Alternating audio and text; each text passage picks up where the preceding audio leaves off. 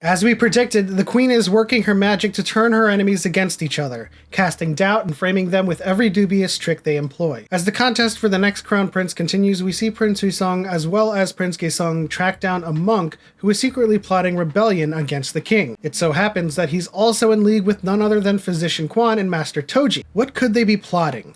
Does it have something to do with the murder of the former crown prince? Could this have something to do with Consort Hwang as well? Speaking of Consort Hwang, after uncovering this conspiracy, Prince Gaesung rushes back to the palace to warn the king, but is surrounded and taken by Consort Hwang and the chief counselor's men. Because Consort Hwang was shown the portrait of Prince Gaesung as a woman by Consort Ko, she thought it would be clever to take down the queen and the prince in one fell swoop. Too bad the first person to switch sides is none other than Consort Ko, whose son, Prince Jimso, was saved by the queen after she abandoned him in the first place and also tried to take his own life. And it's an absolute joy to watch Consort Hwang being demoted to 4th junior consort. Oh, the humiliation! Prince Bogum decided to ally himself with Prince Songnam and managed to convince Park Geun-gu to go back to the palace. We now have only 3 princes remaining in the contest, and it's on to the next phase of the Taekyon. This drama is moving at a rapid pace, and we can't wait to see what happens next. Sunday fam, welcome back to another video under the Queen's umbrella, episode 9 and 10. You know, I am starting to understand why this show is called Under the Queen's Umbrella. I originally thought that it was centered around the Grand Princes and they were under the Queen's umbrella, like, you know, her sort of like shelter, as it were. Right. But I'm starting to realize that this queen, every single person that she encounters, she treats with absolute respect and compassion, that they end up, you know, aligning themselves with her. And this happens with Consort Ko, you know, with Shimso, like, down on his luck, on his last leg, was like, you bring shame to the family and you don't deserve to be here. And the only person that was showing him compassion was the queen herself. Yeah, it's amazing to me to like witness all of this unfolding, because you can interpret under the queen's umbrella in that way too, but under the queen's umbrella, she has her own network as well, because like This is true in too. the last video we were like, who's gonna turn the tide, or who's gonna be on the queen's side so that things will go right or will go in her way, because it seemed like the enemies or her enemies were just like winning at this point, right? When you look back at this episode, you get to see Consort Ko kind of switching sides because of her compassion, and she also has a network of the common people, because she also saved Chowol, who was like raised under this, I don't know what it is, it's like a Not house. Chowol, her mother. Her mother, were like, I don't know what it is, it's a house that like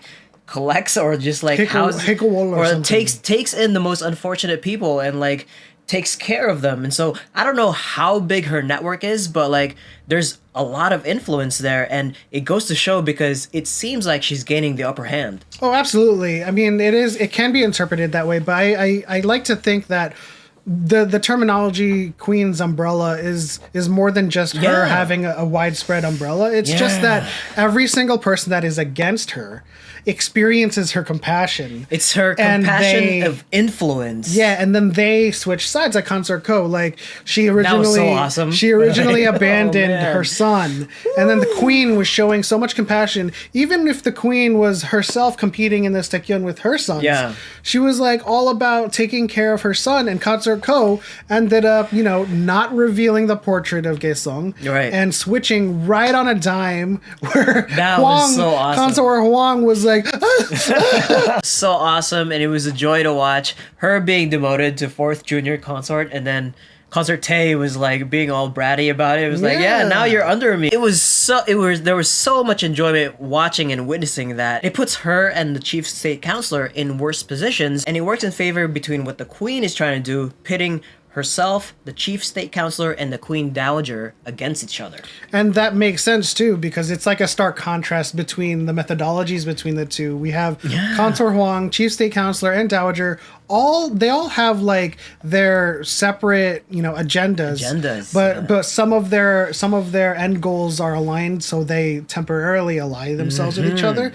But the queen just like treats everyone really nicely, and they end up like endearing themselves to her, and indebting themselves to her naturally, so that, like, you know, Hwang and the chief state counselor, they command, and they demand out of respect or authority, but everybody that's working for the queen is doing it out of respect and admiration. Oh, like Court so Lady good. Shin and, you know, all of the ladies of her network, that Hegekolo or whatever it was called. I might Yeah. be saying that wrong, but every person that she has saved is seemingly on her side. Now we get to Songnam and Bogum trying to convince Gungu to come back. Yes, you know what I loved about that is that Prince Bogum decided to throw away the cheat sheet that his mother sent to him, and he decided to align himself with Prince Songnam, and this could be a potential matchup in terms of the future if Songnam is granted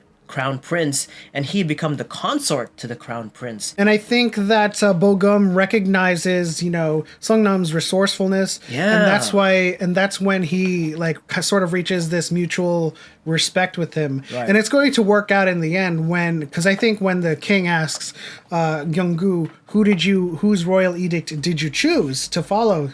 Both of them. And what's the contrast to that is that Prince Osung decided to bring the monk back to the palace knowing that he was plotting rebellion. I don't know how the queen knows about it already, or like it was already kind of, I think the king already knew and like just wanted to test the princes, like how they would handle the situation. It could be that it was part of the test that they assigned this person knowing it was a rebel, right, and trying to see what they would do I with think this that's person. more likely, yeah. But I also have another theory that the king knew, but knowingly is inviting these people to be part of the court, such as Gyeonggu, people who don't who don't traditionally align themselves with his thinking, is trying to fill the court officials with people who are not actively against him, but rather against the court officials. Yeah, well, that's interesting. I think the king might actually be also in on the rebellion. Wow. Okay. Yeah, I mean,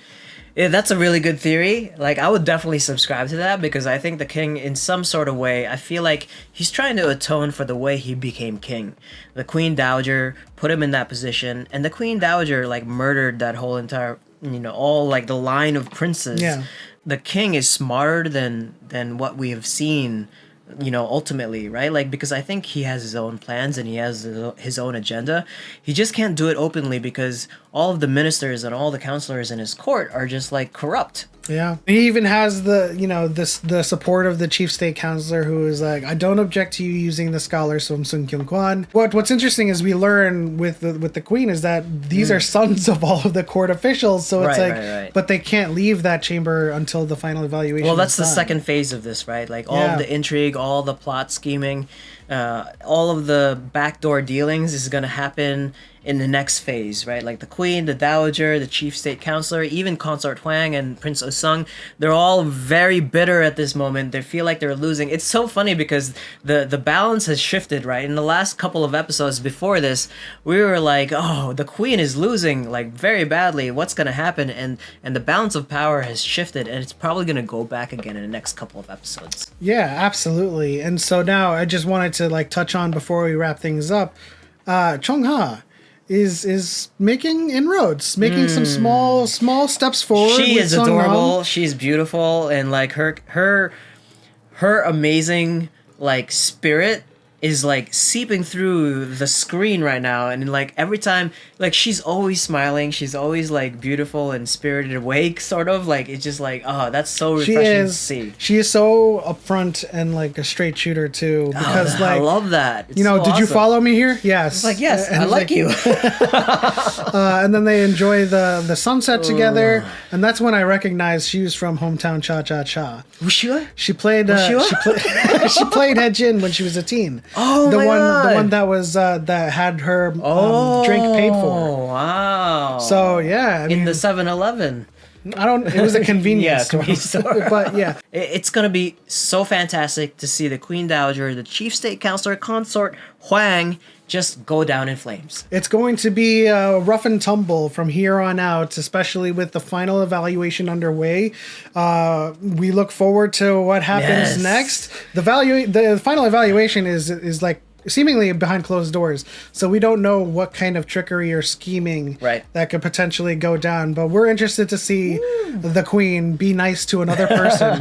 And, you know, in the next episode, we see that one of the scholars was in fact helped by the queen back in the day, you know. So it's gonna be Master Toji. I bet you he's gonna be like Physician Quan or Master Toji. Yeah, they all were helped by the queen in some way, shape, or form in the past, and so they're all indebted. But let us know what you guys think in the comment section below. What's going to happen in the next 2 episodes? Leave your theories down below. But if you enjoyed this video, please leave a like and subscribe. Hit the bell icon to turn on notifications. But as always, this is what we're watching this Sunday. We'll see you guys in the next one.